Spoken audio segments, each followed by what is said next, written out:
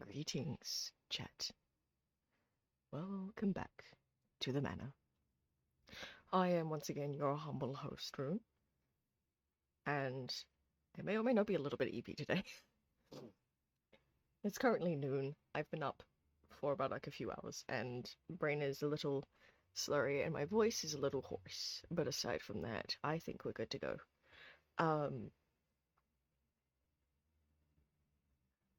We're going back to the game I played a couple of days ago called The Letter. It is a horror visual novel that I quite enjoy.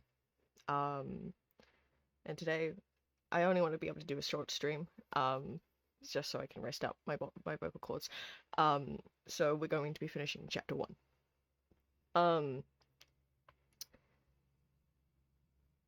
We're also now finally on what was properly the schedule I have roughly planned out in terms of when I will go live. So every weekend, unless other things have come up in my IRL life, I will be streaming on weekends from noon. That's like the consistent part of the schedule that we have. Hopefully, by Monday my time, we will have on the socials proper have something out on the proper scheduling. I can multitask and write that. There we go.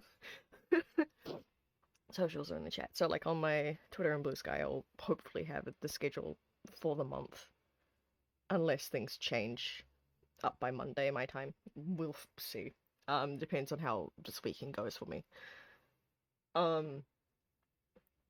And also to remind everyone of the experiment.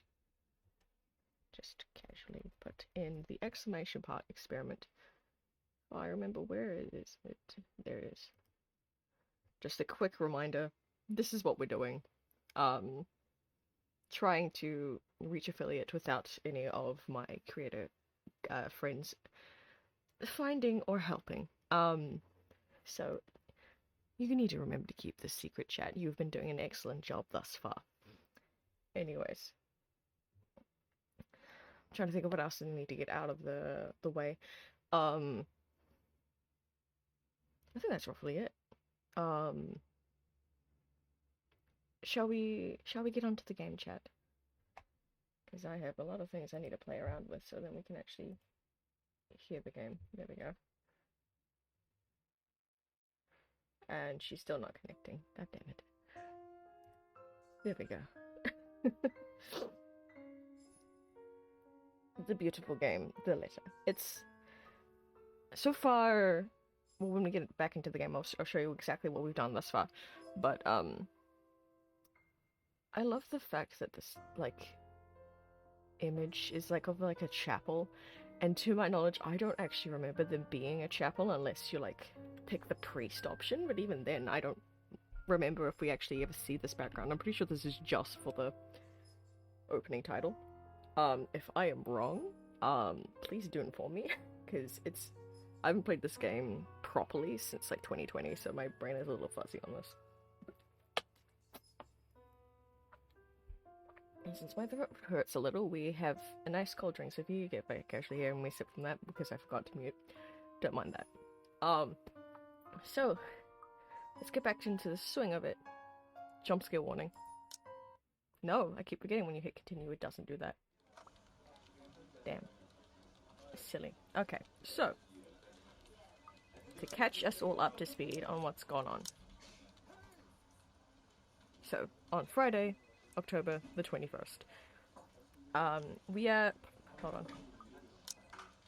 currently playing as Isabella, also known as Belle, or Bella by some other of her friends. She has moved to this place for work, and she's been here for quite a few years doing real estate. Completely different things, technically.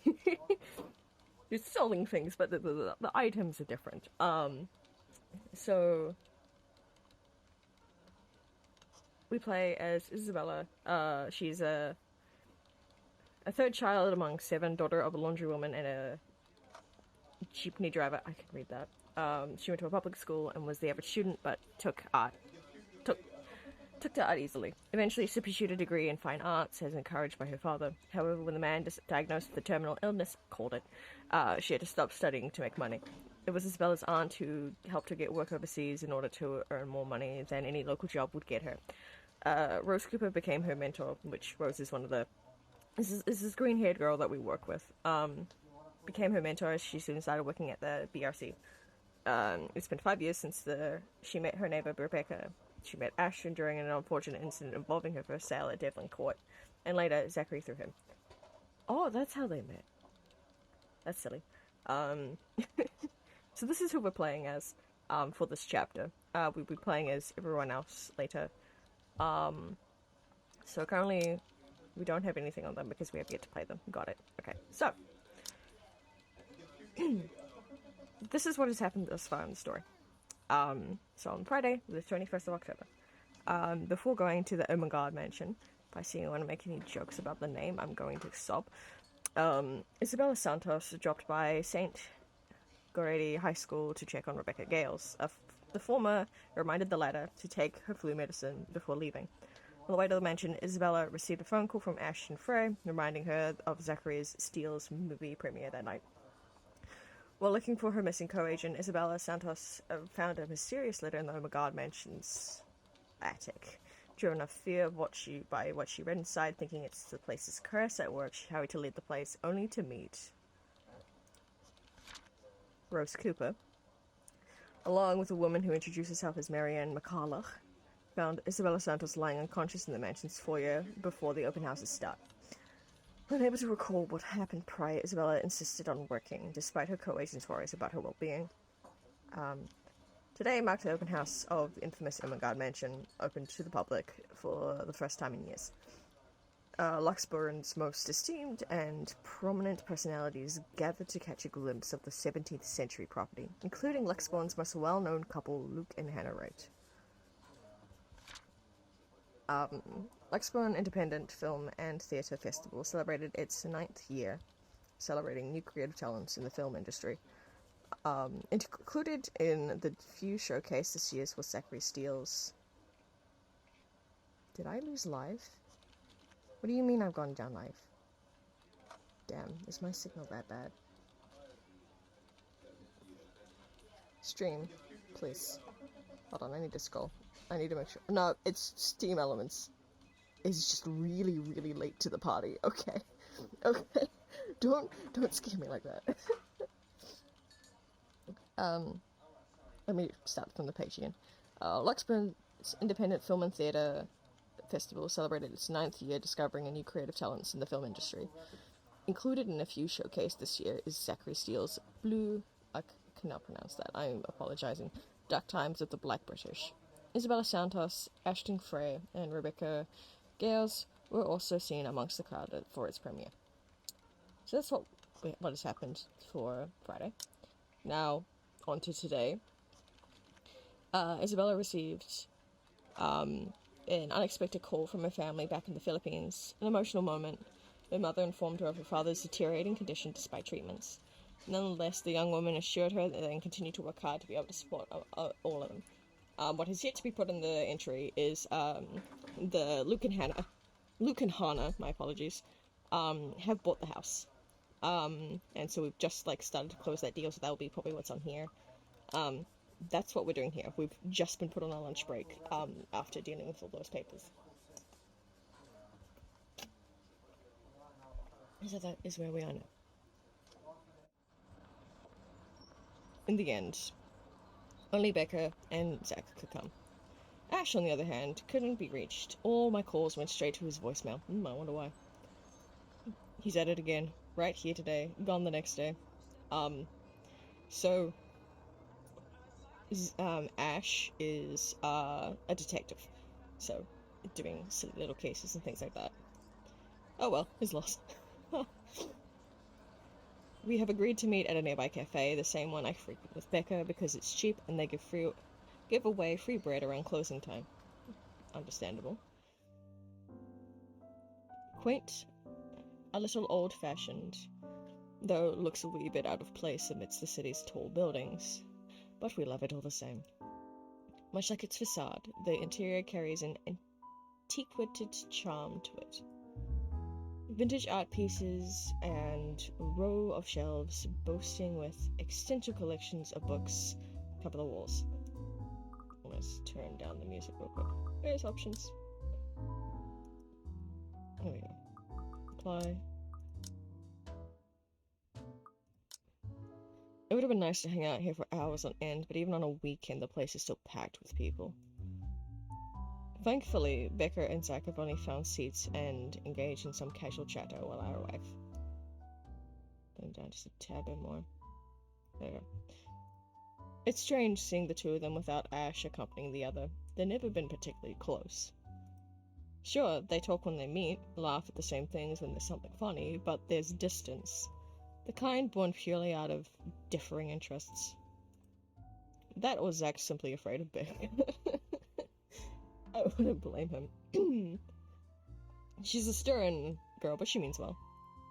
It's not possible, and I won't blame him if he is. He might be the tallest in our group, but everyone knows that it means nothing against Becca's temper. Even I am a little scared of her. Zach! Becca! Well, you seem to be in a better mood today. What happened? I know that smile, Belle. Come on, still. Besides an updated there, it must have happened elsewhere. But here's also all the relationships they got. We're currently Isabella. This is a relationship with everyone else at the moment. Don't rush me. Let's order food first, okay? You know, gotta slowly ease everybody into it. Hold on. Is that a Beetlejuice cake? Is there Beetlejuice in my horror game? That's so silly anyways. A waitress comes by to take our order. Chat, this is gonna be a very common thing where I accidentally keep hitting that button. On a normal day, me and Becca will order a hearty serving over their special vegetarian stovies. Zach takes anything with a good helping of meat, sausages, and potatoes in it. But today's a good day. Great even. It's not wrong to indulge a little, right? Today's special. For the three of us. Even the person jotting down our orders looks surprised at today's meal choice. She writes it, nevertheless, and leaves without a comment. Becca furrows her eyebrows, her mouth halfway open, ready to let loose what's likely a spring of reprimands. Don't worry, it's my treat. The glare she sends my way reminds me of the one I received from Mama when I punched a kid bullying my younger brother 18 years ago. I love that. Always protect your siblings, guys. Naturally, I never did it again after she made me apologize the next day. But Becca's far from being my mom. A small, sheepish grin is enough to turn that frown into a defeated sigh. Food arrives in the middle of a funny story from Zach, putting the rest of the conversation on hold as we each are served our order. It isn't anything fancy. Pan roasted sea bass with citrus-dressed asparagus, and a portion of mashed potatoes on the side. Or at least that's what the daily special board says. I never did pay any attention to it whenever I come here, since the price, whatever's written down, way above what I'm willing to spend on food on a single day. Now look. Oh good. I'm so hungry I think I'm dying. You're always hungry. Hey! Not all the time. Let me guess. You skipped breakfast again. Yes, she did. Not on purpose. I may have overslept by a few seconds today. Right then. Stop stalling, Isabella. What's this about? Let us say, Rebecca. She wouldn't be inviting us out if it wasn't worth hearing out. Well, we're waiting. I'm treating you guys to a once-in-a-century thing. An expectant grin breaks out on my face, except... I'm sorry, say that again. And this is important because... Becca only raises an eyebrow at me while Zach appears like he didn't get the punchline to another lame joke Ash made, and is desperately searching for someone to explain it. Oh, Zach, we love him in this household. Now I can save it. So this is where we left off. Right. She's not here, so we should tell. My instant noodle days are over. Let me do that again. Let's see what happened there. Yippee, they went up. Guess what, guys? I'm Pain! I sold the house! It's the news sinks in. Their expression goes from sheer bewilderment to utter surprise. That's more like it. You heard me right, ladies and gentlemen. As of today, I, Maria Isabella Grace Cruz Santos, am free from my instant noodle binge. Seriously? Hold it, Belle. You sold the house? Yep. Which house is this? In Anselm Village? The one with the open house yesterday? The one and only. Come on, Becca. I know you've got a better memory than that. Oh. Oh, wow. That's... She lets out a hum. Although she's nodding, she gives the impression of someone who has heard something unbelievable and is still forcing her brain to absorb it. That's a mood. Did she think we wouldn't be able to sell it? Have some faith in me, Becca. I am not your best friend or what? No, am I not your best friend or what? You don't believe me? The words tumbled out of my mouth before I could stop them. I've been trying to avoid bringing up yesterday's little spat and judging for the looks on their faces. It seems they are too. Me and my stupid mouth. I'm sure it ain't the way you're thinking, Bella. No, I do believe you. But don't you think the sale happened a bit too fast? The open house only started yesterday, and now you already have a buyer? It happens from time to time. Yeah, but look, I'm happy for you. Just yesterday, you've been really worried where to get money for your dad's new treatment. And now, all of a sudden, you have something. To be honest, she's not wrong, but she doesn't know the clients, so... What if the sale doesn't push through, or I don't know, they're a fraud, or they suddenly back out? Isn't it a little too early to celebrate? Also, I just noticed the keys in the background. I want those. Those are cool as shit. Gibba. Rebecca does have a point, Bella. If you haven't closed the deal yet, there's still a chance they'll go back on it. They don't seem like it to me. The lady appeared to really want it, and she approached me without even finishing the tour. Pressured me into it, more like. But I'm not going to tell Becca about that. Knowing her, she'd only worry. And she already hired someone to handle the house's interior design. You're joking. Who would do that? The Wrights, apparently. It's actually pretty funny. She's a bit too excited to get the property, she forgot to buy it. At any rate, they've already signed the agreement today, so it's just a matter of time. And don't tell anyone about this, but Ma'am Hannah also gave us something extra. Something as in... As in, it's why I can treat you two to a free meal. I'm more surprised you accepted it. She didn't really give us a choice in the matter. So don't lose sleep over this, okay? The couple really want the house. Yippee! Man, imagine wanting to live in a haunted mansion, man. Like, my manor is nice and all, but it's not haunted. Right? If Rose didn't stop them, they'd likely have paid up front for it yesterday. That's despite the legends, too. I even tried to show them the letter. But nope. I want this house, darling. Go take all our money. Oh my god, accent, I can't. You don't really think they believe that, do you? I'm pretty sure for them, those are just rumors as well. No one is that superstitious in this day and age, Belle. Oh, well, there's you. There's also me too, but like... Damn it. Right. You know what? I'll just eat all of these by myself. I begin to gather their plates to my side, the food in each still untouched. A laugh almost escapes my mouth, and the way Zach's expression quickly changes to disappointment. Becca's hand interrupts me just as I'm about to pull her plate close to me. I'm kidding. Don't go all pouty on me again. I'm just concerned you'll get hurt if this doesn't happen. I know how badly you want to close this deal for your papa. I'm sure he's gonna be fine now, though, with the money. They don't know yet. I think I'll call them tomorrow. Let them know things will be easier. Mama said this morning he's showing progress with the new treatment, too. It's just a matter of time. Bestie, it's terminal illness. I know some people can, like, depending on the illness, can fight through it and, you know, be completely rid of it, but the fact that you don't specify what kind of illness this is, I can't actually confirm or deny if this is one that can be saved. Or at least make life easier to deal with it. I allow myself to smile, genuine and uninhibited. Yeah, that's right. It's strange talking about this with other people, even those who have known you long enough. But today, things simply feel a whole lot lighter with them here. Lunch passes in an enjoyable fashion. A laugh here, a playful jab there, but most of it is spent on catching up and telling stories about whatever's keeping us busy these days.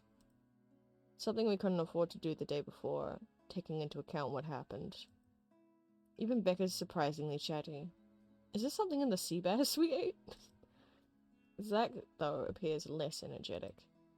While he's far from being life of the party, he's definitely not the type to keep quiet in a conversation with his friends. Apart from a few inputs, he's been silent the entire time. If Becca notices... Are you sure you're not feeling under the weather, Zachary? There we go. No, I'm okay. No worries, Rebecca. Doesn't sound okay to me. It's okay. I might be feeling a little bummed out today, but I'm sure this will pass. I'm just staying really quiet because there are silly people with really, really large motors driving by. Don't know how badly that got picked up. I hope it didn't. Is it about the reviews this morning? A pained expression crosses Zach's face, and almost immediately Becca retreats in her inquiry as though the man's look is enough of an answer for her.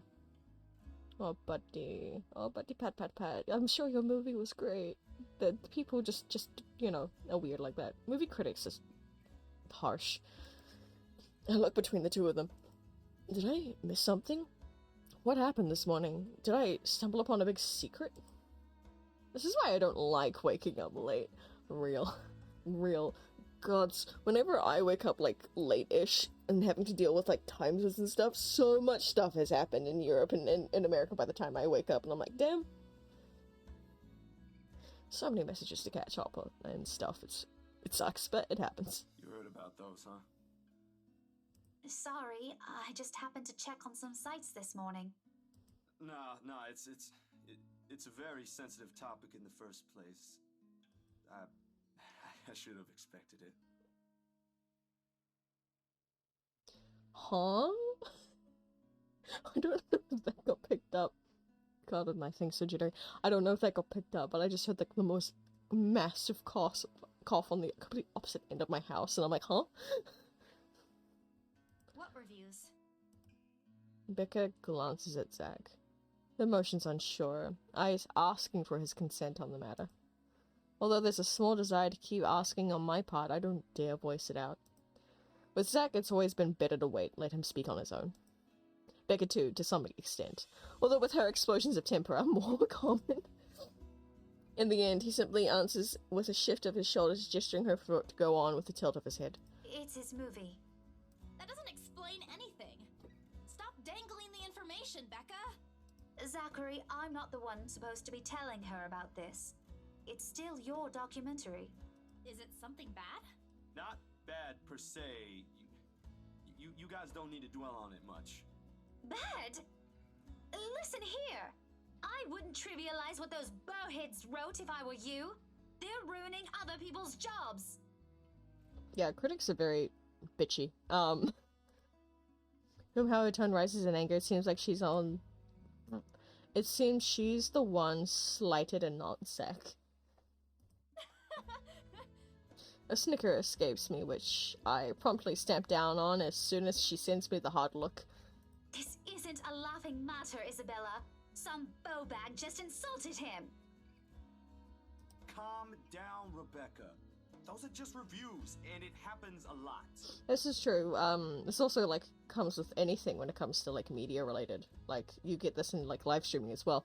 You have good reviews, and then you'll have bad reviews, which sometimes those bad reviews are actual, like, proper good critiques, and those are the ones you should pay attention to. Others are just people trolling, or just being assholes with their reviews, which is probably what's going on with Zach in this case.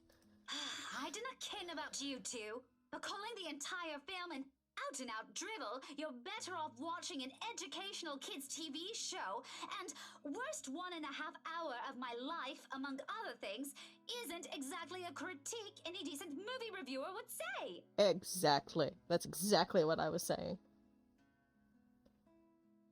Now I'm trying to pinpoint what language she just said. Hold on. What did she say? What did she say? Hold on. I can look this up. Real fucking quick. Hold on. If I can spell.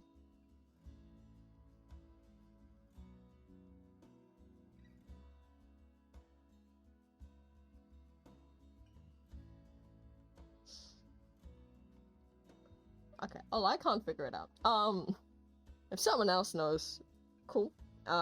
Please tell me. I'm very curious. I know that she's trying to say I don't care.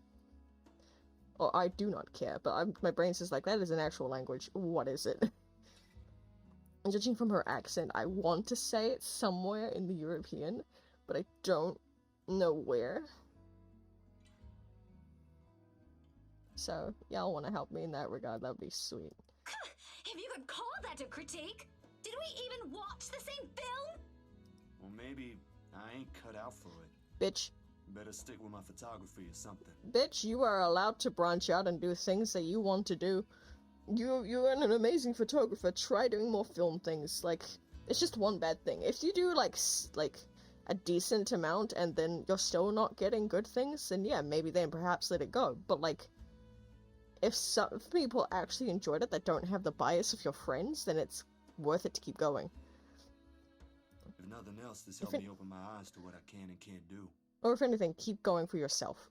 That's, like, the main thing, is just to do it for you. Because there's so many things in this world that causes problems and things like that. Like, do things for yourself. It'll benefit your life, and also life is just short enough as it is. So, like, do what you want to do with it. You're giving up. It wasn't a question. It was just something experimental I did on my free time anyway. It's no big deal. But you worked on it for months. Doesn't look like it matters for those people. But you can't please everybody, Zach. You can't. Don't say that! My palm strikes the table, sitting the tableware on top clinking against each other. I didn't even notice when I rose from my seat. But here I am, chest heaving, looking down at him with the same manner a teacher would at any unruly student. Becca's probably proud. Yeah, look at that smug face. She's like, yes, Belle, do your thing. I didn't mean to yell, but there's some things people like Zach aren't supposed to say. How exasperating. He, of all people, should know. Yes, he should. It's just a review. Except they're pretty well-known critics. Why does that matter? They aren't the ones calling the shots on this. Isn't that why they have a committee? Right, Becca? An amused gleam is in her eyes when I turn to her. What does she find so entertaining here? Help me here, your friend's about to quit his passion for a petty reason. I haven't read what those people wrote about his work, but a few scathing words shouldn't be enough to discourage someone. I don't know. I should know, after all. Failing means you're playing, Zach. Exactly. Not that I'm saying it's bad. I've seen it from start to finish, and I know for myself what you created isn't something people should scoff at. It's, like, very important. Like, it's about, like, from what I could tell from, like, the one snippet of the movie we saw, it's literally, like, Black history. Like, it's to do with, like, all, like, the slavery and things like that. Like, that's something that needs to be known so we don't repeat it again. I don't know anything about filming or photography. Hell, I don't have an inkling of artistry in me except for those doodles I make for class. But I know what I watched. Look at Isabella. It's not every day you see her all riled up like this. Yeah, she was riled up yesterday, so, like... Whatever I'm about to say gets lost on my tongue as a flush of embarrassment blooms across my face. It was a heat of the moment thing. And anyway, I'll be very angry with you if you quit. Oh my god, that's one way to manipulate your friends to saying into what they actually like. Man. What about the exhibit? What exhibit? Classified information. Even if I bring you your favorite tonight? Nope, not a chance. Oh, come on! I thought we aren't supposed to have secrets. The best of laughter comes from Zach. Thanks, you two. I might need some time alone to myself for a while. Just to think about things, how I'll go from here, that sort of stuff. Hey, I'm not quitting, Bella. Don't give me that face. If you need to take a break from something, that's fine. Like, so long as you get yourself back into it again because you know you love the thing. That's what matters. Like, artists have art blocks, and so sometimes you need to take a step away and come back to it. People that stream sometimes need like a proper like break for either being all the words have just escaped my head.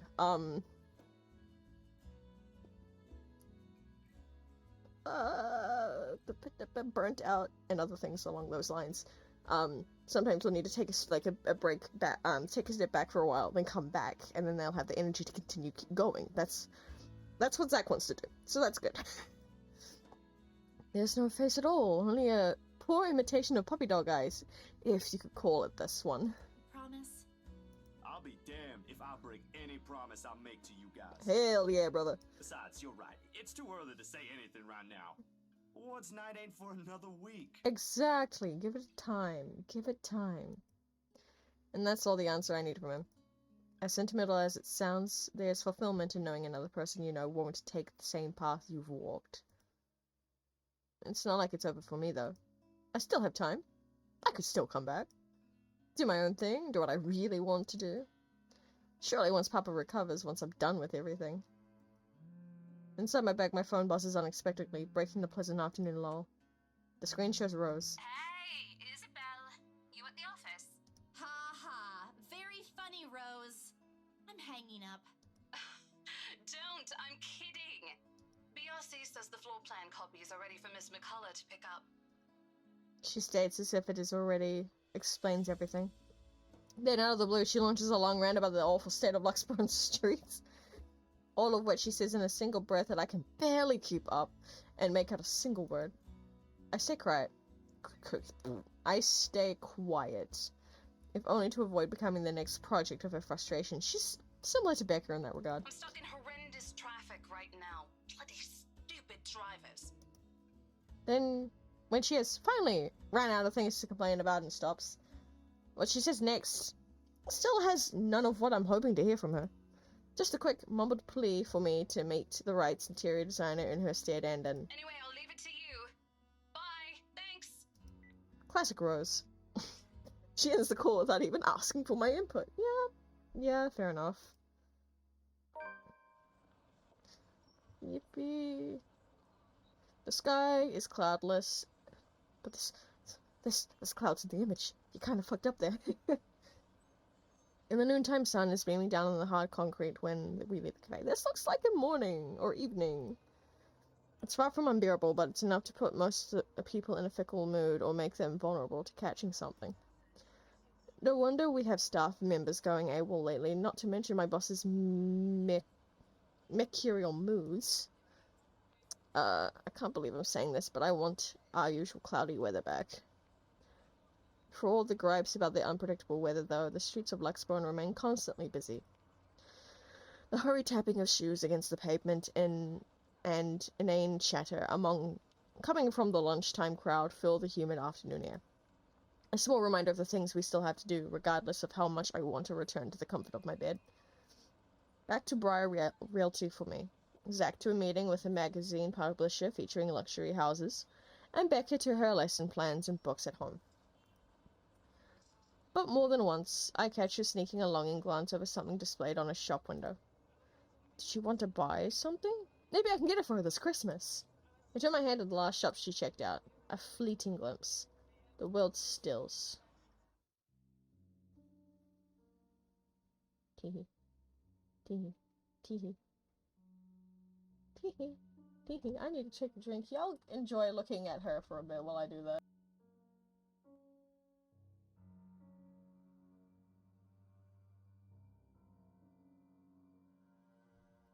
She looks at me. Eyes hollow. Gaze piercing. And boring into my very soul. Like a set of chains to keep my whole body still. There are no shadows or whispers this time. Only a plea. A hum. Low and indistinct. Compelling me, beckoning me, intent on dragging me to the void beyond the glass. I don't dare move. My heart hammers against my ribs, each beat, every thump, screaming at me to look away and make a run for it. But I can't. I couldn't. All my limbs feel heavy, while my own breathing strains in the face of her calls. Leave me alone. Her mouth is stretched in a grin, wide and unpleasant. The panic building up in my chest forces me to take a tentative step back. I try not to stare at the decaying flesh, the blood streaming from the gaping wounds on her arm or the nailless fingers. I don't want this. I don't like this. Not after I got what I want for Papa. No, stop. Leave me alone. Her face contorts as she lets out a wail, sharp and utterly unforgiving. Rage. There's only hatred and bitterness. As if the very notion of turning away from her is an offense in itself. Please! I don't want this! Before I know it, I'm stumbling backwards, my own throat hoarse from the screams I didn't notice are already coming from my mouth. The back of my feet catches on a loose stone, sending me sprawling on the ground. The resulting pain completely jolts me out of the haze, blurring my mind. For a little while, my surroundings appear unfamiliar until Becca's face swims to my vision. A look of concern is on her face, and her hands are gripping my arms tight. Even Zack appears behind himself with worry, or beside himself with worry, while he stands behind her, acting as a shield against a small crowd of onlookers already forming around us. What happened? Bella, you okay? My mouth opens and closes, but nothing comes out. The words refuse to form. On impulse, I sneak a swift glance at the display window. She's gone. Yet the foreboding feeling hasn't left me. My hands are shaking as I push myself off the ground, my weakened limbs relying solely on reflex and muscle memory. Something icy has made its home at the pit of my stomach. I want to throw up. Anything to get this wretched sensation out. You are screaming. Zack, call someone. No, don't. I'm good. I need to get to the office. Rose, the floor plans. Someone's going to pick it up. I'll see you later. Careful. Don't stand up yet. Stay put, Isabella. Zack, you watch over her for me. I'll call for someone. I attempt a smile to put her at ease, but it likely comes off as a grimace. Gently, I push her hands off my shoulders. My knees are still trembling, but I can stand. Leave. Leave me. Stay away. Away. The humidity's stifling, everyone's stares are unnerving, and Becca and Zack's concerns are suffocating. I don't want to be here. No more. I break into a run. I wish I hadn't left my bed this morning. Yeah, with only the occasional drips of water on the sink and while whirling of the fan blades to keep me company. It's easy to fall into a cycle of negative thinking. But even after the clutter to keep me company, the room still feels a whole lot bigger than usual. I hug my knees closer as a group passes by outside. Loud. So loud. If only there was a way to tune everything out to keep my head from replaying every image, every sound of her. Her screams, her awkward gait as she reaches for me, her bone-chilling smile, her pleas for enough. That's enough. A shiver passes over me, though it's not from the hair still hanging damp against my back, nor the draft that enters the room from the windows I've left wide open. My gaze shifts over to the letter sitting on the coffee table. Its edges flutter innocuously as the wind touches it. Funny how an ordinary-looking piece of paper can bring this much trouble. The impulse to throw it away or rip it to pieces is still there. I can easily do it. But after that, what? Will she leave me? What about those people who've already seen it? Will they be okay? This uncertainty gnaws at me. Knowing that she's real and might also go after people I care about, I just wish someone would listen. Believe me. The erupt break in the silence suddenly makes me jump out of my skin. Blindly, I fish out my phone from under the mess of papers and cushions where I've carelessly thrown it before taking a shower hours ago. Ash's name flashes brightly on my screen. Is he calling because of this afternoon? Thank you so much for spamming my inbox, scaredy cat. Hey, Ash. What's wrong? I just had a long day. The couple who bought the house wanted us to finish processing the papers within the week. It's a little hectic, but we'll manage. Really? You sold it? No, duh. Don't sound so surprised. I told you, you don't stand a chance. The rights won't take no for an answer. You've been on the losing end from the very start. Ha! Whoever said I was interested in the house in the first place? But you said... He was there to see you, dum-dum. Despite his light tone, his snicker only comes off as annoying to my ears. I had to fight the urge to end the call right then and there. Stupid Ash. You're such an ass. And just so you know, I'm not treating you to a separate celebration. Or ever. No, that's just unfair. And here I was looking something up for you. Didn't you say you wanted to talk to Andrew? I pause. I did say that, but I didn't think he'd actually go through with the trouble, considering how much he scoffed at the whole topic in the first place. Is he okay with that? Totally. Besides, I need to ask him about something. I might as well do it soon. What do you say you come with me tomorrow morning? Well, there's no harm in it, I suppose. I've got a free day anyway. Yippee! Great, I'll just pick you up. Don't oversleep. Don't compare me to you. I'm not the one who sleeps like a rock. Lamau. Another round of chuckles comes from him. Imagine being able to sleep like a rock. I can't do that. I'm such a light sleeper. It's not even funny.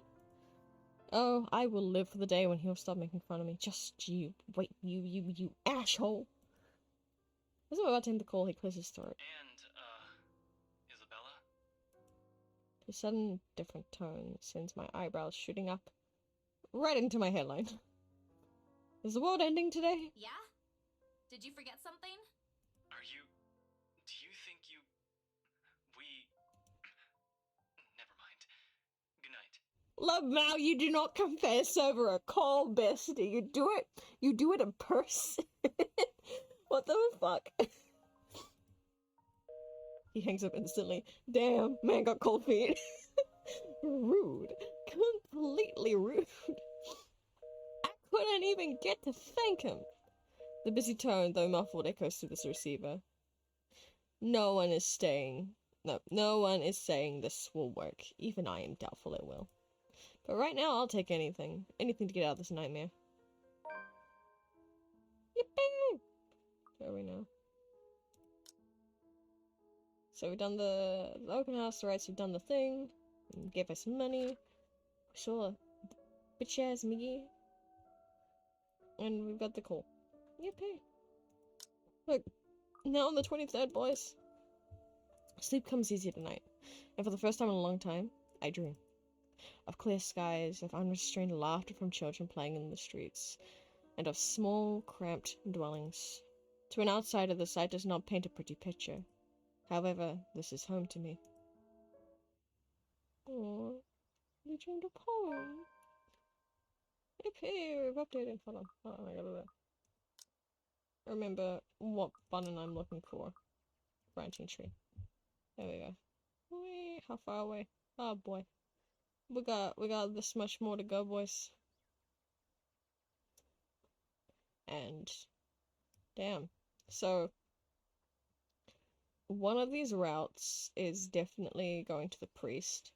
I want to say it's this one. And then this is the one we're going on to go see the other guy, the psychologist. I don't remember this one. Maybe this is if we don't get the offer. But so silly. So like let's go all the way back here. Hold on. So we have this. We didn't do that. I don't actually remember what that one was. The question, be brave and look up. Close your eyes and pray. So this is the chance of us actually like dying. That was our first like death. We could have gone to death this earlier on, by the way. Then it's just like small little things, which all of these like would lead to like other things later. We skipped a whole thing here. Stay for the movie. So this would have been us leaving. So us leaving would have not given us these options. Fuck, what did we do here? Damn. Interesting. Interesting. Okay. We've still got some time. Okay. Oh. There we go. Morning dawns bright and clear the following day. Although the air still feels muggy and I miss the chilly autumn weather, it's one of those rare weekends where I'm up even before my alarm rings. If it wasn't for Ash's call last night, I'd probably sleep in. When 9 a.m. rolls around, I'm already heading downstairs where Ash is waiting for me in his car. His hair is disheveled mess, eyes drowsy, and overall looking like he hurried to get out of bed. Or fell out of it. Or both. Most likely both. He looks adorably rumpled this way. But I'm not going to tell him that. It'll only bloat his unbearable ego. Good morning, Ash. He makes a motion with his finger around his ear. Tone it down. Can you even drive? He answers me with a slight raise of his hand, a yawn, and nothing more. He has never been particularly fond of mornings, and for that I'm thankful to every god in the universe less mental capacity for him to make fun of me. I love these two. These two are so silly. Ha! There's the reason why mornings are my favorite. It doesn't take long for us to reach our destination, the small cafe situated in Luxburg's busiest street, the same one we'd often visit with Bigger for its cheap food. I've never gone here on a Sunday, and it's striking how different it appears as like the usual weekday and Saturday rush. The atmosphere especially reminds me of something we also had back home near the university I used to attend. I wonder what happened to it. It was being renovated before I left, so I never got to visit one last time. The place has always had a calming effect on me. But today, despite standing in a place similar to it, anxiety easily washes over me as soon as I step out of the car. I am quite used to dealing with people I've never met before thanks to my work, but still, I don't know him. In spite of the fact both Ash and Becca have vouched for him, what do you think of me and my story? Honestly understandable, considering the fact that you've discovered some myth shit and people are not believing you? Yeah.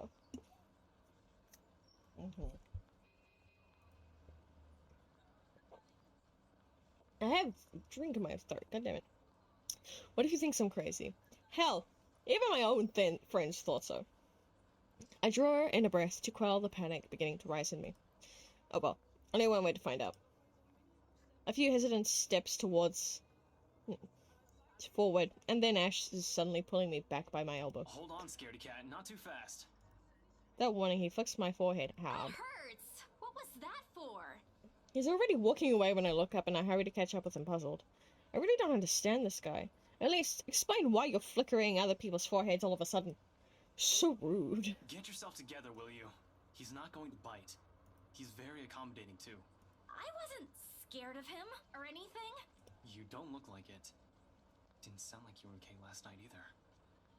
Huh? What was that last one? Hey, don't just ignore me. L. All questions and retorts die on my mouth once he opens the door to the shop. A cast iron bell attached to it chimes softly, announcing our arrival. The smell of freshly brewed coffee welcomes us as soon as we step in. Yippee, we're back here. Look at the keys. I want them. Like the usual, several tables and chairs have been set up for the patrons, but most of the customers have foregone them in favor for the more comfortable throw pillows and beanbags the staff have laid out on the floor. Becca wouldn't love to know why there's something like this on Sundays. She's been complaining about how uncomfortable the library chairs are for a long time now. It's the silly guy. Silly. Ashley's been to a secluded spot near the window, where an old man, probably in his 50s or 60s, is seated, enjoying a brew and a look. Professor Clark. It's just Andrew now. I'm no longer your professor, Detective Inspector Frey. The guy, Andrew, looks up from his book and gives him a smile. A sheepish look crosses Ash's face at the older man's astonishment. More unusual, in my opinion, is seeing him appear like a parent that has just scolded. I love that. But it suggests a familiarity between them, one that goes beyond what someone expects from a simple student and mentor. With another warm smile, he gestures for us to take the empty seats opposite him. Have you been waiting long? Quite some time, but I come here early on weekends. Best time to get their first serving of Barracloss. They're the only place that serves it here. I took the liberty of ordering for you two. I hope you don't mind. I thought it'd be best to talk over a decent helping of coffee. Soon enough, a waiter brings the two more cups and sets down a basket of pastries. Aren't you going to introduce the lady? Ah, right. Sorry. Isabella, this is Prof. Andrew. He's one of my professors back at the university. Andrew, this is Isabella Santos. Santos. Portuguese? Spanish? Brazilian? Mexican? Filipina, actually. It's a pleasure to meet you, Professor. Ah, your name carries a lot of history, Miss Santos. Just Andrew is fine. Don't do what Ashton's doing. He doesn't listen to this old man. Yes, I love that kind of silliness between these people. Yes. Things like back when I did, like, uni things, we called our mentors by their first name. Because it was very much more, like, down-to-earth kind of uni stuff. So it was very much, like... Literally, if we ever called one of them by, like, their surname, like, they would just give us a look, being like, do not do that, that's weird. He doesn't listen to anyone more like. The awkward tension typically present in first meetings dissipates after that. I wasn't expecting someone strict and, to an extent, someone severe. But Professor Andrew Clark is definitely the opposite of what I had in mind. The more personable kind, similar to a grandfather who dotes on you at family gatherings. It's obvious why Ash is taking a liking to him. Ashton tells me there's something you wish to discuss that I could help with. Let's hear it then. I give Ash a hesitant glance, but he just nods and gestures towards Andrew with his head. He's leaving this to me. It's my story to tell after all. I keep it short and concise. I found a letter in this old mansion. Now I'm cursed. Exactly as what I've told Ash and Zach when they asked about it. I did not mention the name of the place. No use saying it now that someone else legally owns it. No use dragging other people into my problems. I'm sure it's that letter I found, but I don't know anymore. I just want to know how to escape this nightmare. Of course. We're talking about the one in Anslem Village, aren't we? How did you... Don't look so surprised. There's only one place popular enough here if we're going to talk about hauntings. I once had a colleague who wrote about it and the urban legends surrounding the place. Years worth of study, but fascinating. It's a shame he passed away at such a young age. He would have done a much better job at explaining topics like this one compared to me. Methinks it got to him before he could finish. That's just a theory. Ashton here might disagree, but it's an interesting topic in sociology, if you care to have an open mind. Studying the science and theory behind it is completely different from outright believing in it. You don't believe in those stories, sir?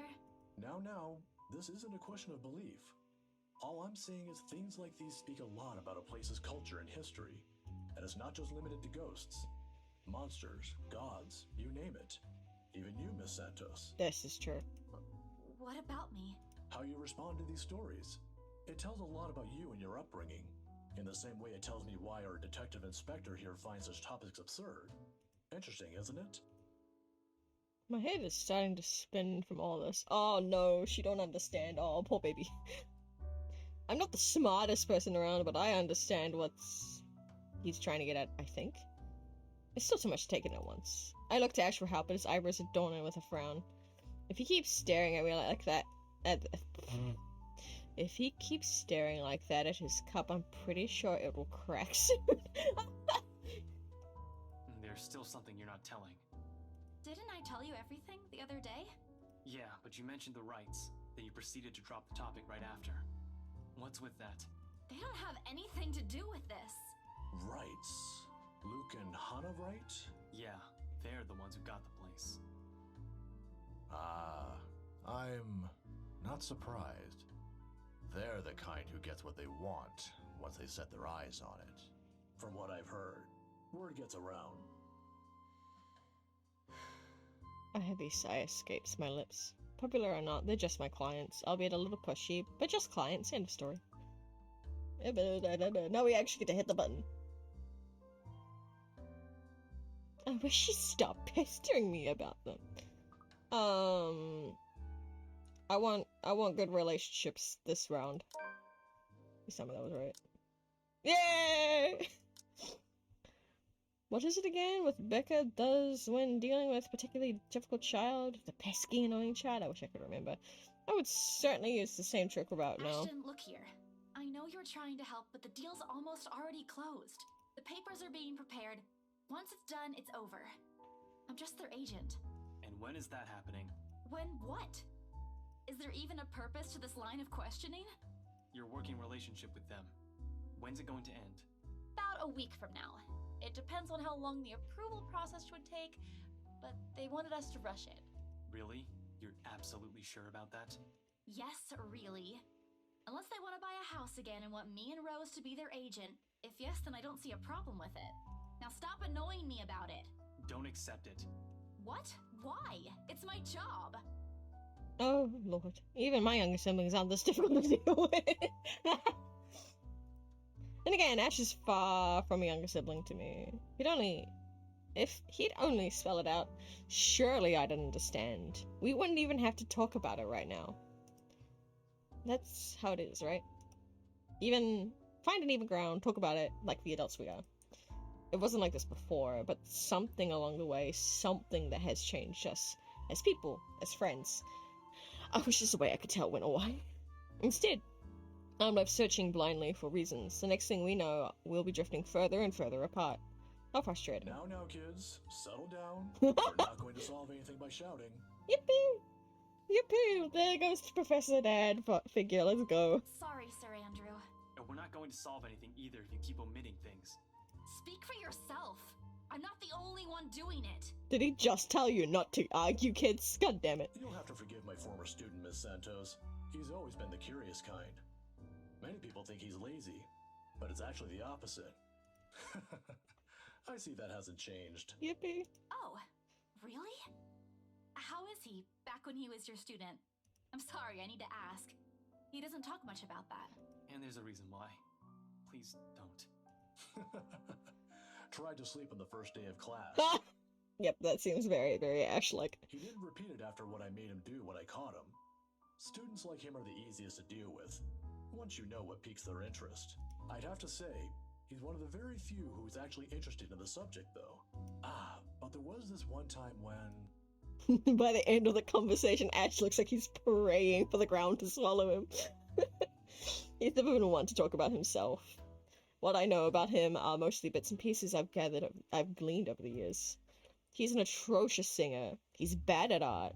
He has a personal vendetta against mornings. Now I feel he isn't that hard to figure out after all. It's past noon when Andrew has to leave for another meeting. But before we separate... Miss Santos, a word of advice. Just keep in mind that when it comes to cases like this, things aren't always what they seem. Naturally, the mention in the letter has brought up several times during our talk. And though Ash is right in that Andrew offers a different perspective, he has left me with more questions than answers instead. What is she? What does she want from me? Is she ever going to leave? They all continue to bug me after we've left the coffee shop. I didn't even notice when Ash takes a different route on our way back. Where are we going? You can drop me off at the park. Guess. You have 3 chances. I'm serious, Ash. Where are we going? He doesn't answer, but shortly he stops his car in front of a small, nondescript food store a little ways away from the movie house. If I wasn't paying closer attention, I would have missed it without a doubt. He motions for me to wait as he gets out the car and walks in its direction. Sheesh, if you want to buy something, just say it. No need to make yourself look mysterious. It makes you look more like a dork than cool. The wait isn't long, however. Soon he's walking back holding 2 fish-shaped coats in both hands. Ice cream parfait across the two. By the time he's back inside the car, I've given up any effort of trying to figure out what he bought. Not that it looks bad, it's actually quite cute. Here, take it. I have to move my head back a little when he thrusts it at me to avoid the ice cream and fruit toppings from ending up on my nose. What's this for? Oh, it's adorable. My arm's getting tired. 5, 4, 3, 2. With a wary glance, I take it off his hands. I still don't understand why there's a need for ice cream today. Nevertheless, I take a small bite. It's actually pretty good. It must have shown on my face because he chuckles as soon as I take another one. Saw the place open the other day when we watched Zach's movie. Thought I should give it a try. It doesn't seem like a bad place to get food from time to time. And you're giving me free ice cream because... Do I need to have a reason? True. You guys are friends. You literally, you doing things, that's like doing things for each other without a reason, like, that's already in your, like, I'm jokingly going to say it in this way because my brain cannot think of any other way. That was in the terms and conditions when you signed the contract to be friends.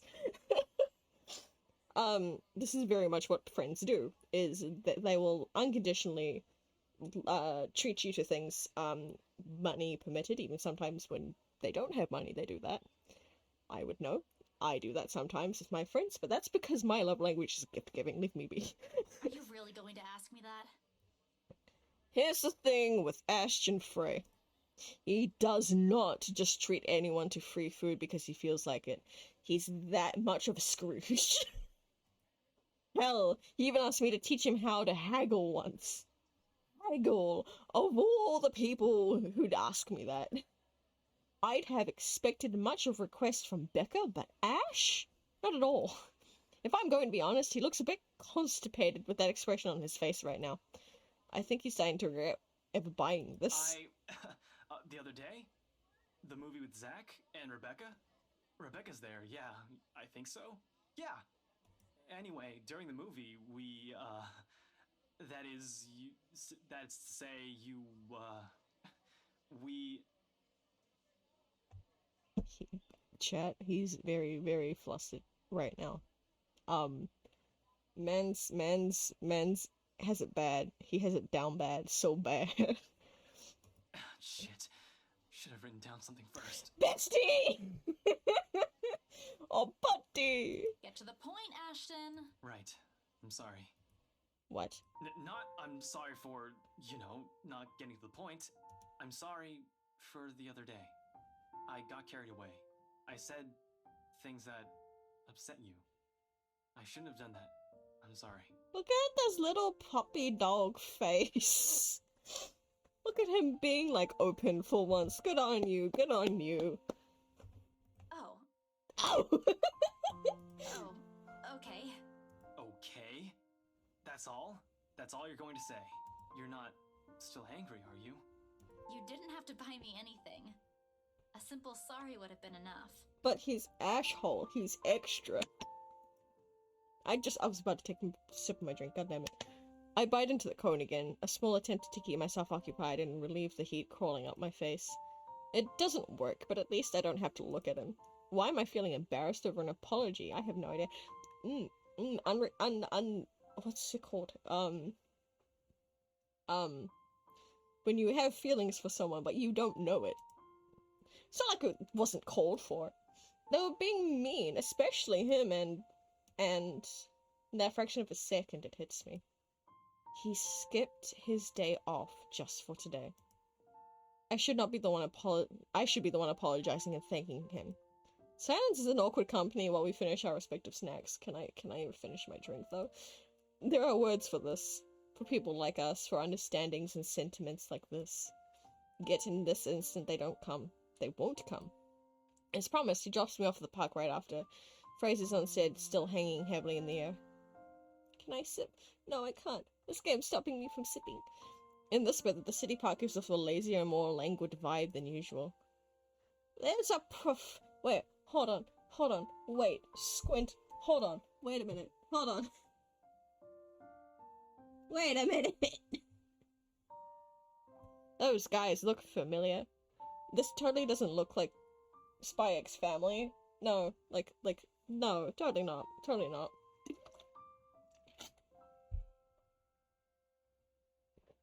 Oh my god, wait a minute. Is that Steve and Alex from Minecraft?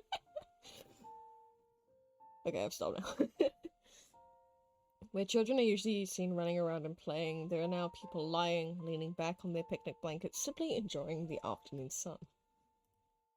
The smell of food drifts from nearby carts, and if the wind blows in the right direction, one would catch the whiff of freshly trimmed grass.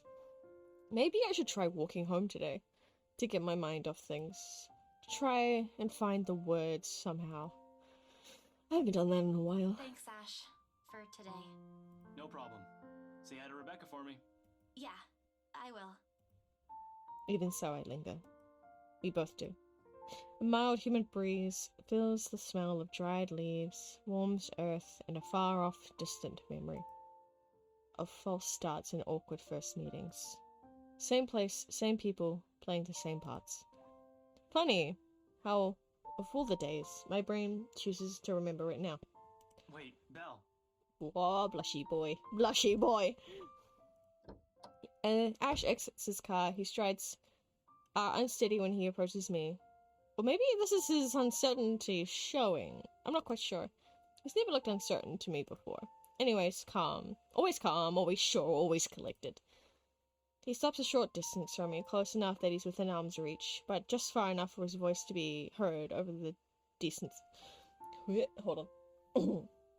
Far enough for his voice to be heard over a decent small talk. If this is what it's going to be. He fumbles for something in his pockets. Here, catch. The small bag lands cleanly on my outstretched hands before it hits the ground. I raise my eyebrow at him. He responds by shrugging and stuffing both his hands back into his pockets. Somewhere to the side, he finds an interesting spot to look at. Sometimes you have to wait, Papa said long ago. For once, this time I listen. His voice is halting, hesitant, when he finds it again. My mom used to make me carry around one of those when I was young. To ward off evil and bring you luck, she said. I don't believe in this kind of thing now. But if it makes you feel safe, since you're a total scaredy cat, then I guess it's okay to give you one. Aww, buddy. Oh, look at him being all soft and cute. What is this? Who are you and what have you done with Ash? I did it again, chat. I did it again. I hit both buttons at the same time and it didn't work. Perhaps at the moment there weren't any words for it. I've never been good with those. Now I actually need it. Hold on. But right now, I could thank him in the best way I know. Yeah, by insulting him. Both these options are insults. I'm gonna say you're not bad after all. Please tell me that was good. Yeah! I close the short distance separating us, and lightly in the place of phrases one couldn't spend together for answers too early to seek out, I lean over. Yeah!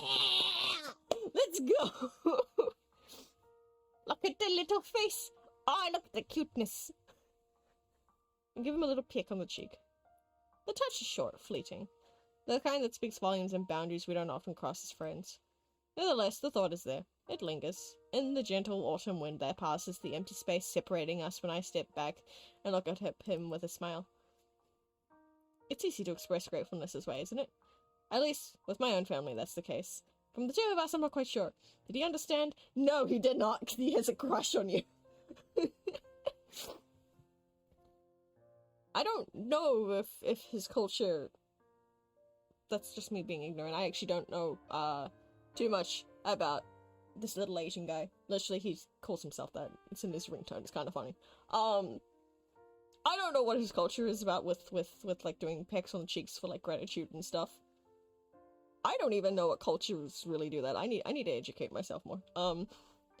After all, gratitude is considerably harder to push into words when you've spent the latter half of your friendship teetering between good-natured jests and ruffling each other's feathers. Seconds pass before he clears his throat. His face has gone remarkably red. Yep, see, he took it the wrong way. Whether from the heat of something else, I can't quite tell. But he understands. I know he does. Because the smile on him, when he finally meets my eye, is the greatest I've ever seen him show. Gotta go. Got some reports I forgot to file the other day. Yeah. See you around. Thanks for the ice cream. And the charm. Don't lose it. We won't find one here again if you do. I won't. I might move like I have 2 left feet, but I know how to take care of my own stuff. I'm not a total klutz. Tee. I know. In Belle, remember that one time? Devlin Court? Oh, I do. With all the clarity in the world. You... At the time, when we... What I'm trying to say is that you can rely on me. If something... anything happens. Not the exact same thing, of course, but... you get the idea. I'll be around. I'll keep that in mind. You're not that bad after all. Before leaving, he waves me one last time.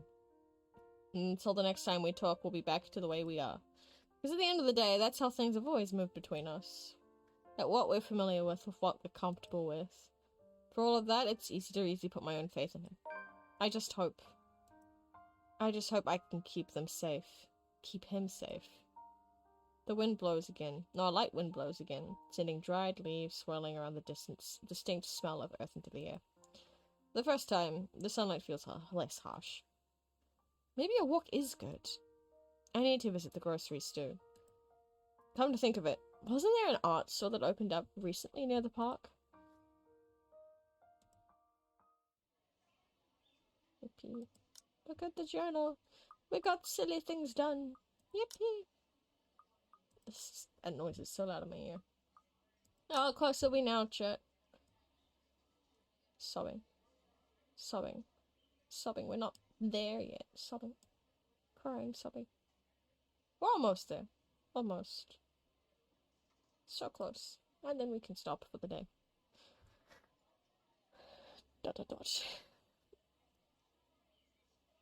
I can read that. I swear I can. Hold on. I need to drink first.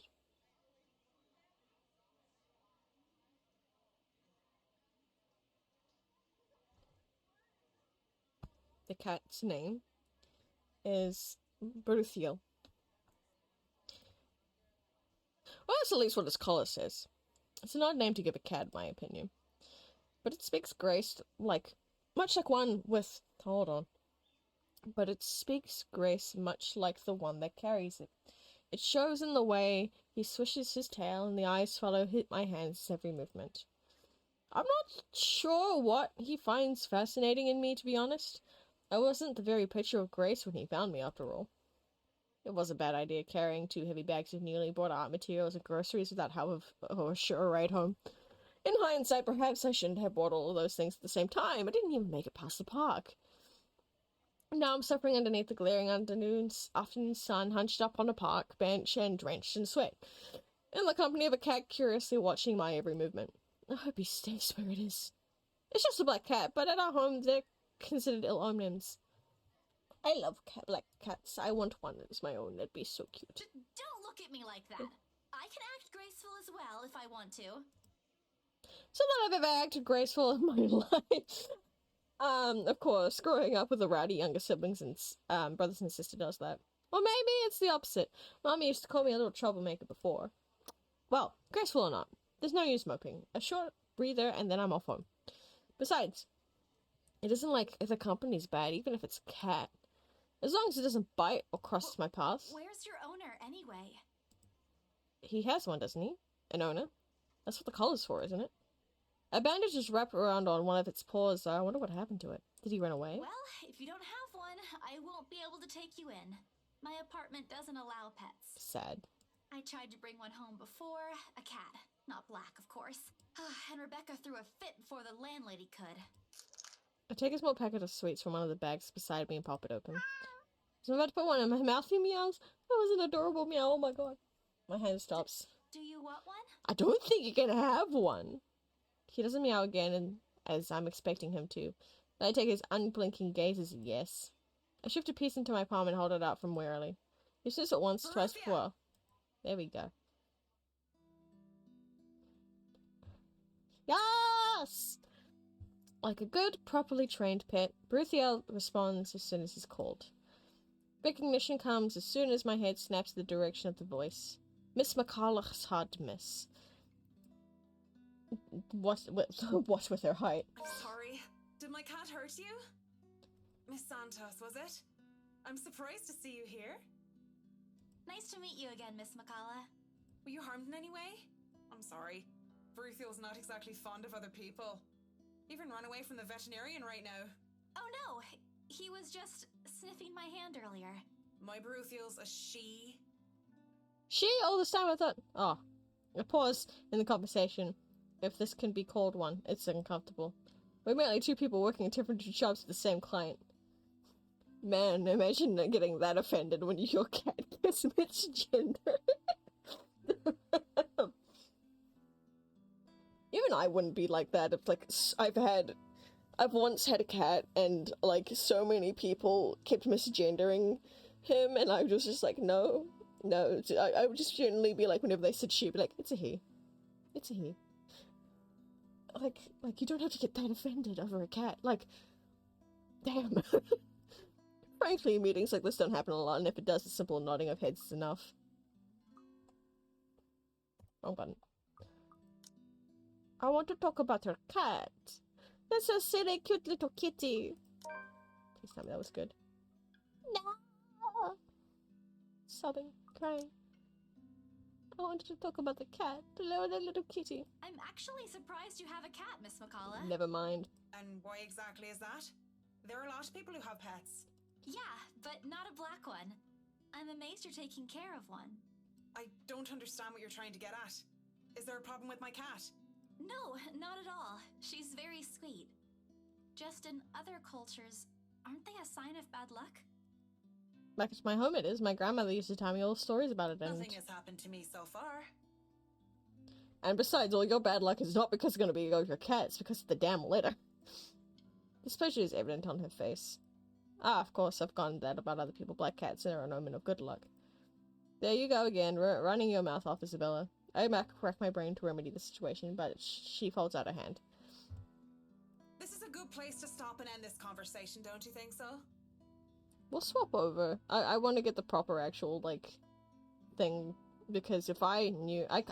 it's been a long time since I played this game. If I knew that was going to be bad, then I wouldn't have talked about it. It is good to see you again, Santos. A complete dismissal if I've ever heard one. Yep, we're going back. We're going back. Wrong one. I know what I'm doing, chat. Load. What game file? Talk about a job. I'm just curious about There we go. your work. Damn, that shot up high. God damn. What about it? There's something guarded in her expression about the mention of work, but like I pushed through with my question. I just want to know how it is to work on a house like the Ermengarde mansion. Is it hard? I guess she wasn't expecting a question like that, if the way her eyebrows shot up tells me something. Because of its age? I wouldn't say it is. It is a challenge, considering the factors me and my team have to sort out. But it's a good project. A breath of fresh air from what I usually work on. And I have a good team. Look at how happy she is, chat. I just want to make people happy, so we do things like this. Those original fittings, though. It might be old, but the architecture is magnificent. I'm sure you've seen the stained glass windows in the foyer. Oh, I can already think of so many things I could do with it. But of course, my team will have to double check for necessary repairs here and there. That's probably for the best. It's easy to break some key elements with a rush restoration job, and who knows what other hidden issues there might be underneath. People can be so careless. I feel this so much. In my bedroom, we, when we first got this place, we wanted to, like, it was covered in really, really bad, like, old wallpaper, and so we wanted to tear it down so then we could paint the walls. There was like 20 layers of paint and wallpaper underneath. It was horrendous. It took us like 2 weeks to get it all cleared off. Ugh, a nightmare. Anyway. I'm sorry. I spoke too much. Look at how happy she is, though. No, it's okay. You seem to really love what you're doing. It's not really like that. I'm just lucky to have found work in an interesting field. Fair enough. Anyway, Bruthiel's due for her visit to the vet. Nice talking to you, Miss Santos. I wish you luck with what you're planning to work on. It seems like a big project, too. She gestures with her head towards the bags, one filled with stuff I've recently bought from the art store. It's a project for a friend, actually. All the same. Good luck. Yippee! I watch her as she leaves, though she stops shortly before crossing the threshold separating the park and the street. She faces me again, looking like there's something she has forgotten to say. By the way, about the Ermengarde mansion. With my clients, it's the rights. I mean, I hope you don't mind me asking, but has the deal been finalized? There's still a few papers they need, but the house is more or less theirs now. Ah, thank you. That's all I needed to know. Wait, about the mansion. The letter. The same one they saw. Whoever she is, she's asking for help. Someone. I want to tell Miss Carlock about the urban legends weren't just legends anymore. They're real. She's not going to believe me. Don't mind me. I need to go too. Have a good day, Miss McCullough. I hastened to pick up all the bags I've left on the bench and ran as far as my legs can take me. In that moment, what I'm carrying on my hands weighs far lighter than the overwhelming guilt trying to consume me. Home. I want to go home. Anywhere where I won't be reminded of the house, or her, of my own cowardness.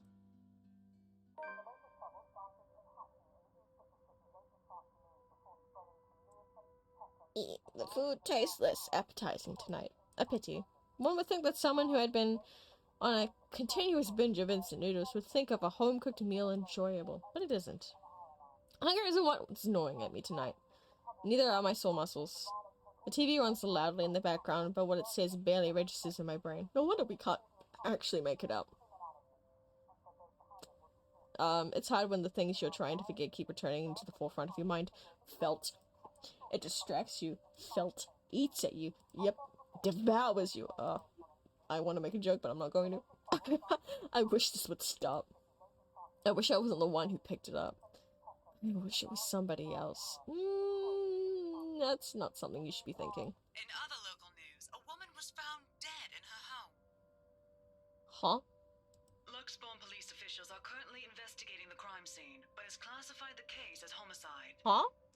Huh? Yeah, literally the same reaction. Huh? The victim, identified as Rose Pamela Cooper, 33 years old, working as a real estate agent. Rose! Discovered lying in a pool of blood in her two-bedroom flat with the words "Help me" repeatedly written on the walls. Oh. Uh-oh. Uh-oh. Uh-oh, chat. That's amusing to see, considering the fact that so many other people... Oh, and some butcher. Oh. Okay, no, never mind. A lot of their co-workers and stuff have gone missing because of this case. So the fact that there is an Ansem butcher, like a quote-unquote serial killer, I think that's the ghost from the other people that have gone to the manor. Uh-oh. Uh-oh. Okay. No. No. This isn't what I want. This isn't supposed to happen. None of this is supposed to happen. No one's supposed to die. Those are just stories, right? Legends. That's what everyone keeps telling me. So why? And Immediately I rush to my study table in search of my phone. My hand, cold from dread, clings tightly to it as soon as I touch its edges. A piece of folded paper, the letter, lying unassumingly beside it, slips onto the floor when I pick up the device, but I pay it no mind. There are more important things. Right now, I need to call her. I need to call her. I was with her. I was just with her not too long ago, and she was okay. No, no, no. This isn't Rose. I'm sure of it. I just talked to her, and a sob escapes me, and hot tears begin to blur my vision. One after another, they trickled down, weighted by the very same guilt I refused to admit I've been carrying from the start. The same one I've been hiding from. The same one that has put people I care about in danger. My hands shake as I navigate to Rose's number on my contacts list. She'll answer, right? That's what she always does. She'll pick it up, tell me to turn the waterworks, and call me a wuss afterwards. She'll answer. Please answer, Rose. Again and again, I dial, whispering, praying, pleading. Come on, Rose. Don't do this to me. Please pick up. As you can tell, Chet, she is in the state of denial. I know you're there, Rose. You're not dead. Please tell me you're not. This adds to the series of deaths and disappearances that has plagued Luxborn in the recent years. Yep. The authorities are currently looking at a possible link with the notorious Anselm Butcher case. TV runs loudly in the background. A deafening static sounds from my phone speakers.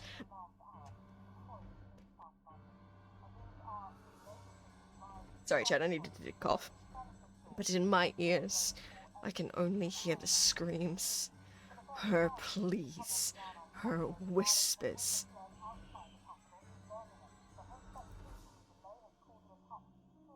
We are not safe. Teehee. Teehee. I need a drink, hold on.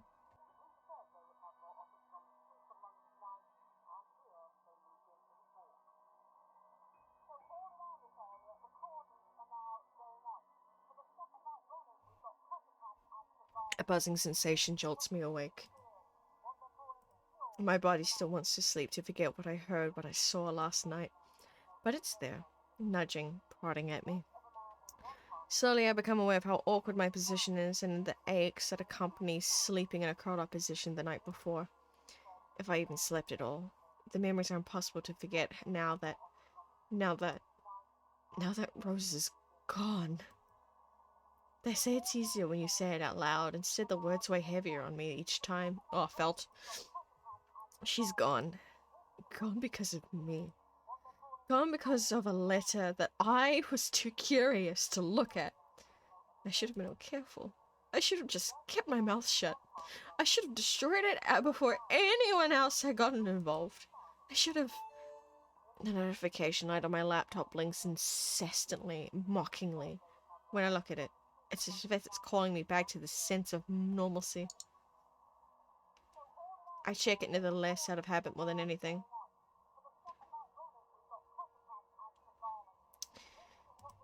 If it's one of those typical days, I'd happily comply and get myself to our office.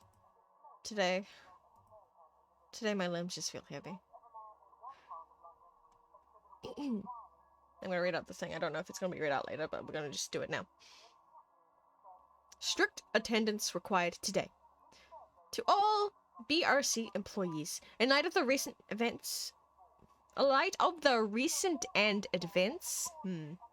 Obviously this was written in a rush. In light of the recent events, there will be an all-staff emergency meeting from 1 p.m. to 2 p.m. Attendance is a must. Company changes, new hierarchy, and policies will all be discussed during that meeting. Everyone is expected to bring a copy of their own attendance logs and sales reports for the last 6 months to be submitted to your respective managers for review.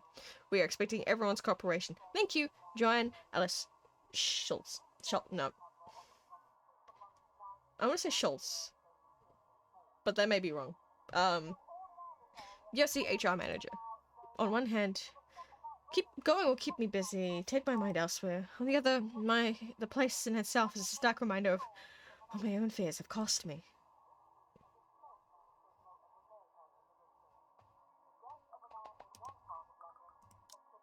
I don't know, chat.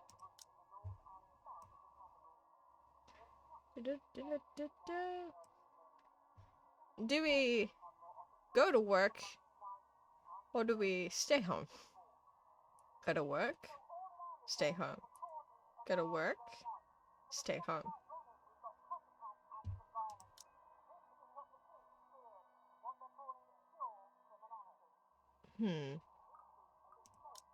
It won't affect any of these, right?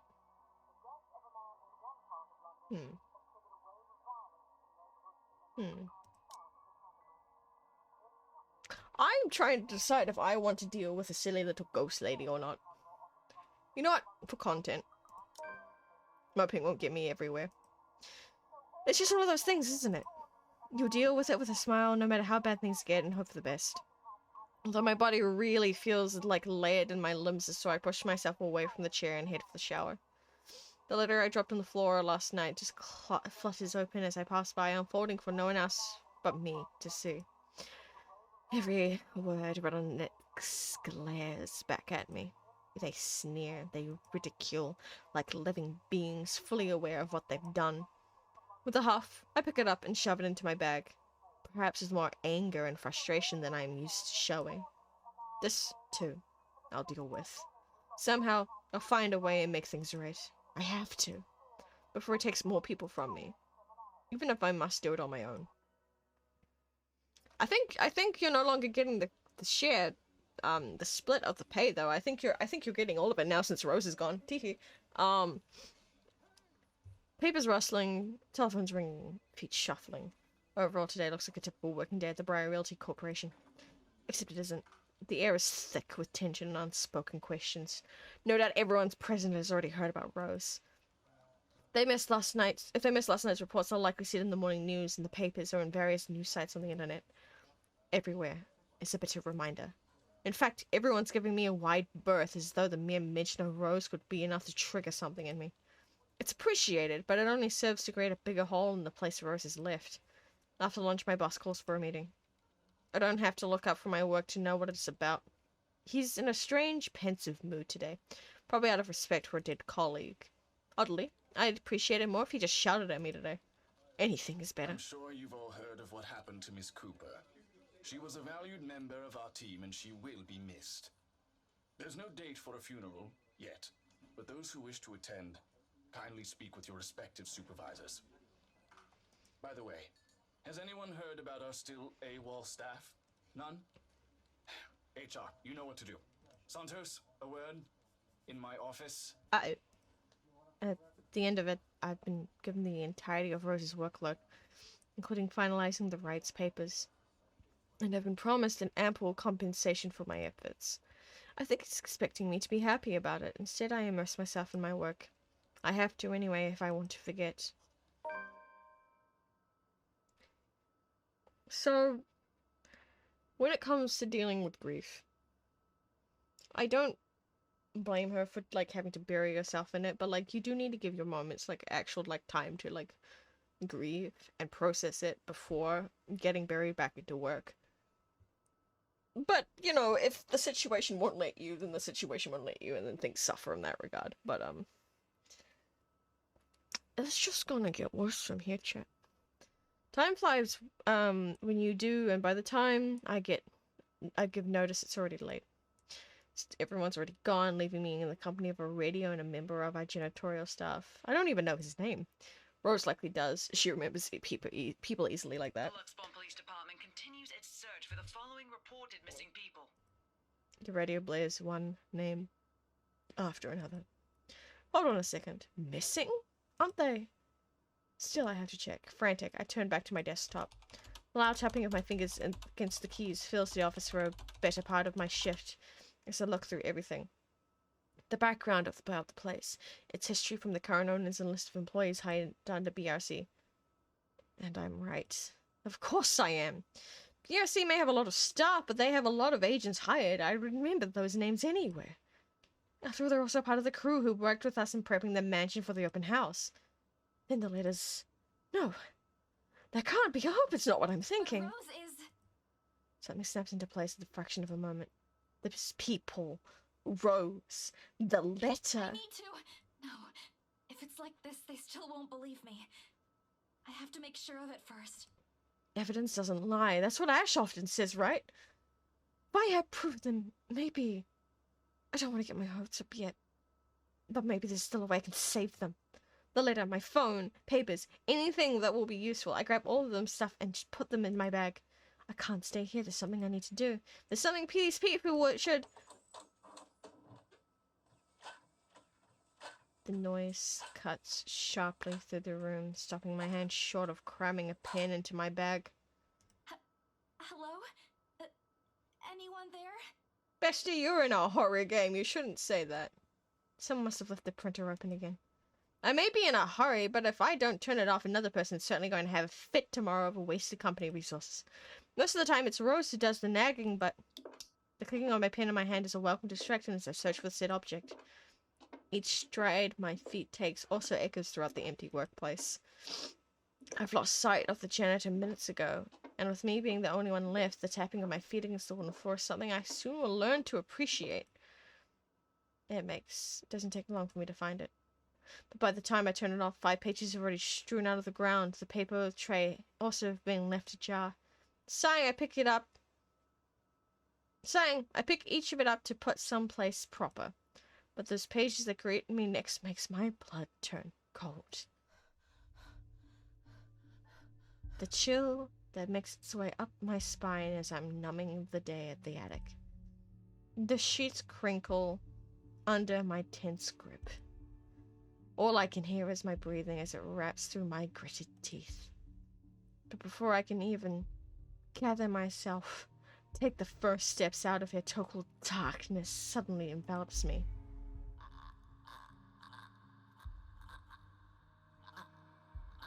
Hi chat. We're now in the spooky session for today. It's no longer Halloween, you may say, but we still got some more things to do in this horror visual novel. As if no, hold on, I can read this.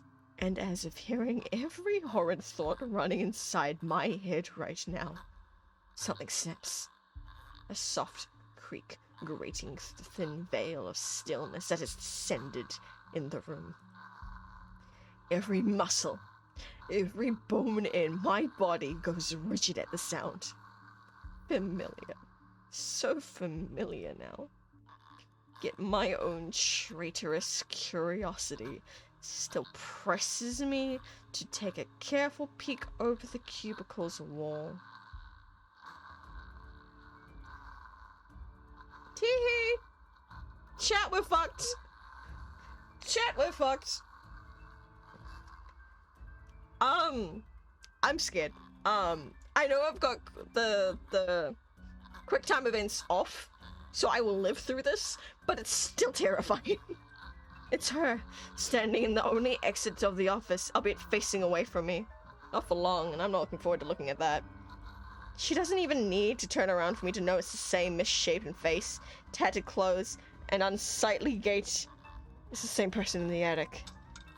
I take a step back and then the pen holding slips from my hand and her entire head turns.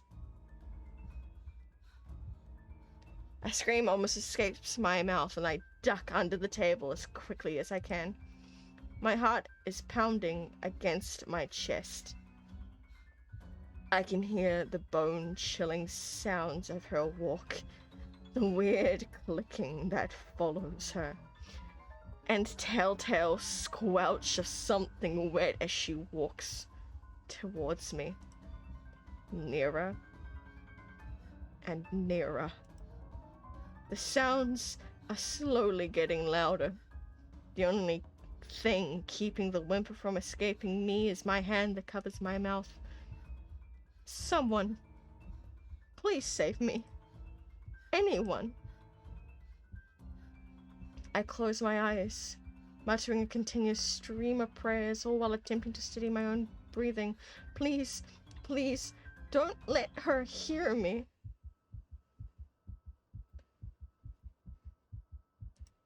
The seconds, minutes, stretch out before me agonizingly. Is she gone? I slowly open my eyes to take a peek.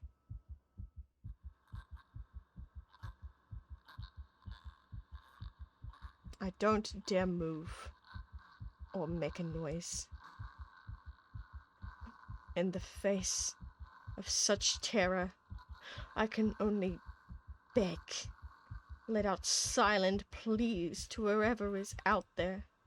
Please, please, don't let her notice. I want to live.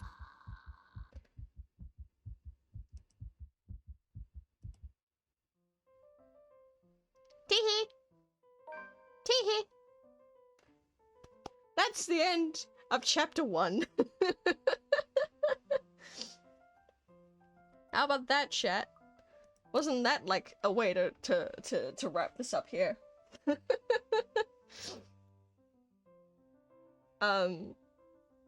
But yeah, let's quickly just check the journal. Where are we? Now we're on the 17th, but we need to go back here. So we've done the chat. We've met the little kitty. Rose died. L. We figured out that, you know, so many things are tied to the mystery, and trying not to die. Teehee. But now we have a new profile for later on for us to cover, which is Hana! Yippee! Yippee! But her we will cover another time. That is to do with something completely different. But for like the words, I can phrase words. I'm gonna just mute the game now so I can actually focus on my thoughts. Thank you so much for... I'm fine, chat. I would like to thank you all for coming tonight. Whatever time zone it is for you. It was lovely to have you at my manor tonight. We will be streaming at noon tomorrow. Have yet to decide what we're doing. Either we'll continue with this, or I will find us another silly little game. Perhaps maybe a different model tomorrow, maybe, if I can finish off what my default's supposed to look like. But no promises. We'll see how today brings me to see if I can finish it in time or not. But yes, thank you for stepping into the manor tonight, but for now, I must be off. Good morning, good evening, and good night. Stay safe out there.